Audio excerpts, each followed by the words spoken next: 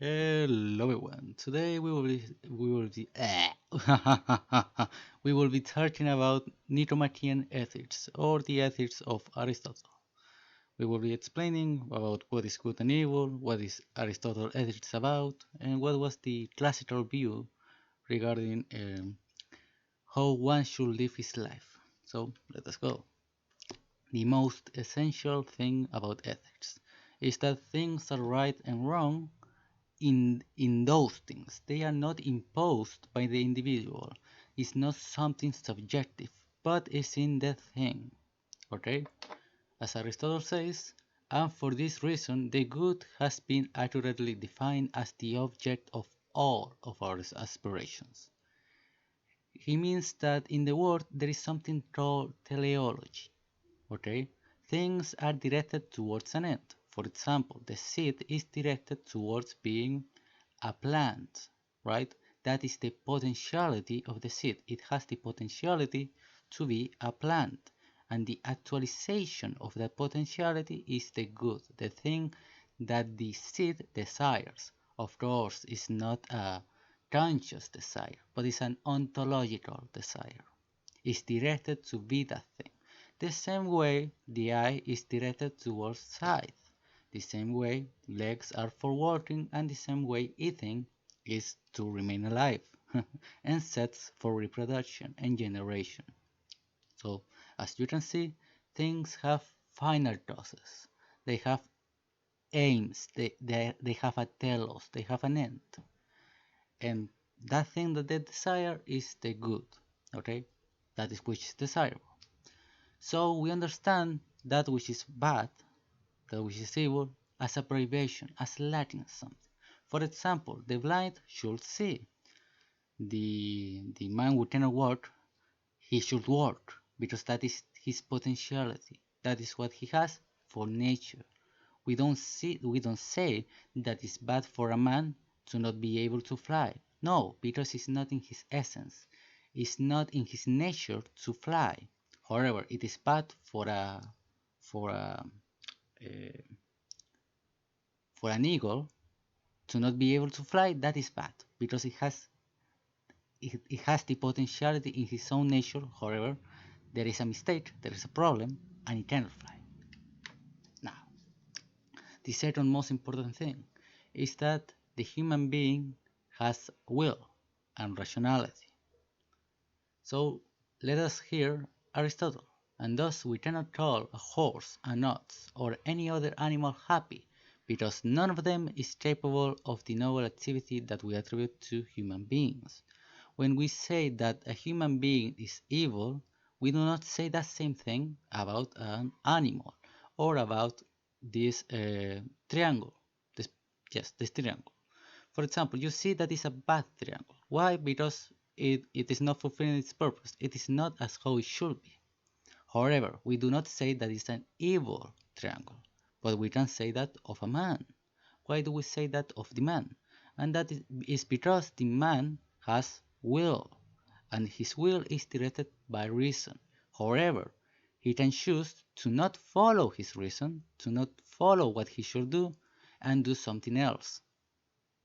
That is why we can say that man is either good or bad or evil, because he has will. And that is the most important thing, and because of that only man can be happy. And what is to be happy? Well, it's the constant possession of the good and the actualization of human potentialities. To know is good. To be a grown human being is good. To have all the parts of your body is good. And so it's not only that, but it's also achieved through the virtues or the good habits that we will look in the next moment. Now, this is why Aristotle said, as we were saying previously, that virtue or vice, that good or bad, depends on us. In fact, if action depends on us, so does inaction. And that is the most important thing. To be good or to be bad depends on the human being. It depends on you. And this is something that we will look more in the Thomistic ethics with Thomas Aquinas. which is the idea that God is the ultimate good, is the final cause of all of reality, and is the point in which all reality is directed towards. God is the ultimate good, the greatest good, the sum of all perfections. That is something that we will look the next video, that we will understand much better. But that is the main idea that I want you guys to know, which is the idea that one, for ethics and objective morality, one, final causes and teleology exist. Second, the human being has free will and he can choose. The third one is that God exists. That is the most important thing. Those three. So let us go. Let us go. Now, virtue. Virtue is the golden mean between excess and deficiency, and this is the same for all individuals. Now, for example, let us look at liberality. It's the virtue between prudence regarding with wealth. Or, for example, let us look at courage. It is the virtue between being rash and cowardly. Because if you are a coward, that is a bad virtue. That is a vice. That is not a virtue. That is a vice. It's a bad habit for you that will make your life worse. However, if you are too rash, if you do not have fear and you do whatever you want, you will not judge accordingly, and that can be also very bad. You can say, well, I'm just will go out at 2 a.m. At night and nothing bad will happen, and and then let's say that, and well, you can guess what will happen. You will probably die, but whatever. So courage is between being rash and cowardly. It's all about the good habits between excess and deficiency. Now, what is justice about? Justice is very important. It is the most complete virtue. Why? Because it's not only about the individual, but it's also social. The one who possesses can apply their virtue in relation to others, and not only to oneself. Many can be virtuous in relation to themselves, but incapable of virtue towards others. It is based on merit and giving each person what is rightfully theirs. That is why justice is so important, because it's a social virtue. Now, law. So what is the purpose of law? The purpose of law and the state is to promote the common good of all citizens, commanding virtue and giving each person what they deserve, what is rightfully theirs. And injustice is when law promotes vice, when it deprives others of what they should have. That is injustice, when they promote vices. And this is very important because the ethics of Aristotle and Thomistic ethics are very different from the modern ones, from modernity, which is the idea of promoting promoting I forgot the name. Well, but promoting good and avoiding evil at all cost. This idea of fuck, I really forgot the name. But it's very different because it's not so much about suffering, it's not so much about pleasure, but it's rather about virtue and about being a good human being according to the right habits and according to justice. That is the main point in the ethics of Aristotle and Thomas Aquinas.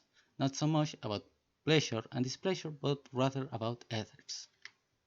Now, of course, justice can be distributive. This is to give each other what it corresponds to according to merit. We give a recompensation to the good human being. We congratulate them. We give them good things, and we turn down the bad human being because he should do what is right. He should follow the law. He should do justice. However, he doesn't. And that is what distributive justice is about. If and this is very important, if the human being does not have free will and he cannot choose, then distributive justice has no basis. because it is the same thing to say that a bad triangle is the same thing as a bad man. The bad man is not responsible for what he does, and therefore we cannot recompensate anyone, we cannot congratulate anyone, and we cannot condone anyone.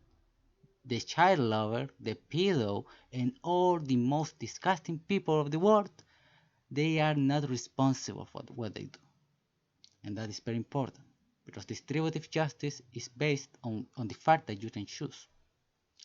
And there is also commutative justice, which is the idea to restore equality through reciprocity, thus restoring equality. Now, the intellectual virtues. What are those? The intellectual virtues are those that are not so much about morality, but rather about the intellect, about the use of reason. For example, we say that science is a virtue because with science you can understand the thing. And for example, let us look at the four causes of Aristotle: the material cause, the final cause, the formal cause, and the efficient cause. When I understand those four things, I can say that I understand the thing I'm looking at. For example, the table, it is made of wood. I can understand its formal cause because it is not an apple, it is not a dog, but is rather is in the way of a table. And its purpose is to for dinner, is to eat, is to use it. And the efficient cause is carpentry, because it was made by a carpenter. So when I understand those things, I can say that I understand the thing. The science is when I know the truth behind the thing, when my intellect is accommodated to the thing. And friendship. What a lovely thing. Friendship is based on love and knowledge. It is said that it is necessary to desire good exclusively for him, and the hearts that wish for another's good in this way are called benevolent, even if the beloved person does not reciprocate. Benevolence, when it is mutual, it should be considered as if were friendship. Now, there are many types of friendships.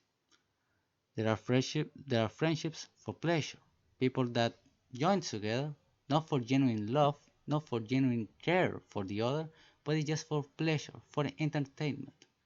Like when people join to play a game or to play a sport, but it's only that, it's only the sport, it's only the game.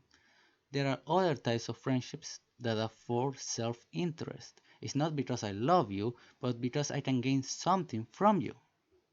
But the genuine friendship, the right friendship, and the one friendship we should seek to have with all human beings, in my opinion, it is the virtuous friendship.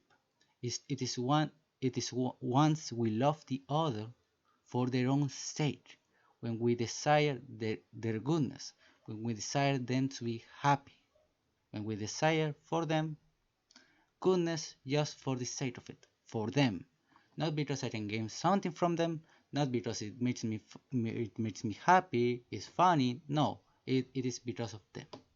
That is virtuous friendship. And a bad man cannot have friends because he does not care for others.